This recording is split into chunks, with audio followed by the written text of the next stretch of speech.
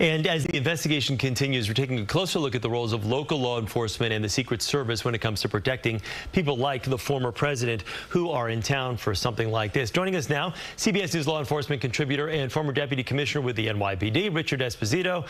Richard, good to see you this morning. Good morning. Excuse me as I clear my throat. Let's start here. We know that Secret Service always takes the lead on these, but you worked with the NYPD, of course. They coordinate with Secret Service all the time with the president and other officials that visit the city. So explain to me what this partnership looks like.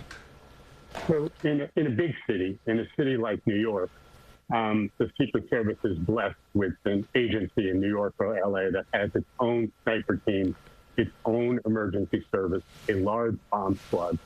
So when the partnership in New York, Secret Service really provides an umbrella, and a large part of the security package comes from the NYPD. There's also the FBI and the U.S. Marshals are all there.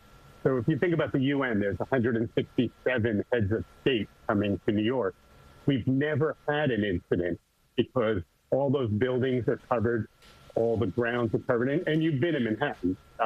Traffic stops. Everything is controlled. So the role of local in a big city is a very significant one. In a place like this event, local won't have, and nor should it, have all those resources. It's a smaller community. It's a smaller police department. That doesn't mean they're poorly trained. They're well trained. They're just small.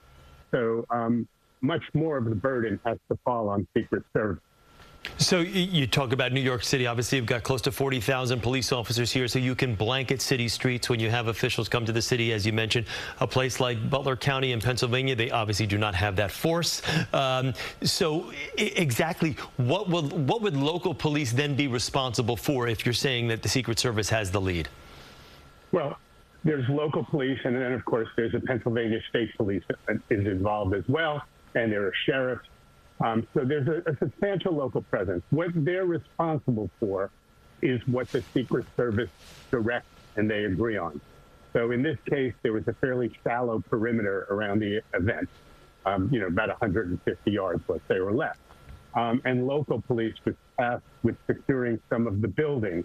And that was a tactical decision, although the building, as you know, where the shooter was fairly close, had a direct line of sight, and it's always easy to second guess, why wasn't there someone from the government on that route?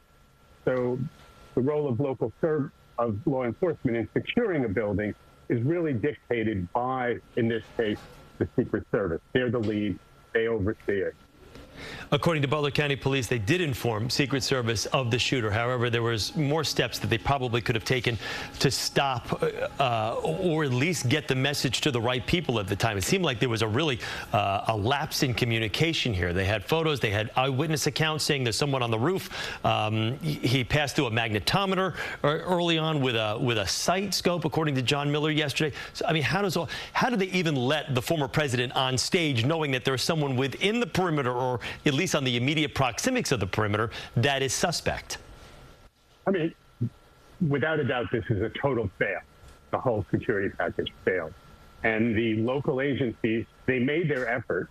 They attempted to contact Secret Service. Did they misstep? Possibly. Did Secret Service miss the message? Possibly. We don't know that yet. What we do know is someone with an iron sight rifle at a range well within, it's not a sniper rifle, it's an assault rifle, almost killed the former president and a candidate.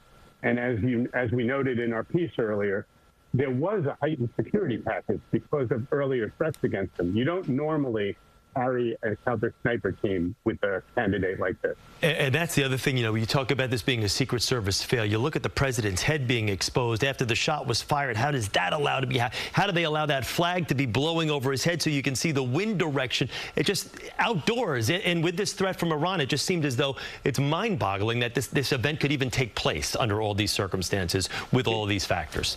I mean, the candidates are going to campaign. This is certainly going to change the nature of how any candidate is protected as a campaign goes on. You've seen it at the RNC.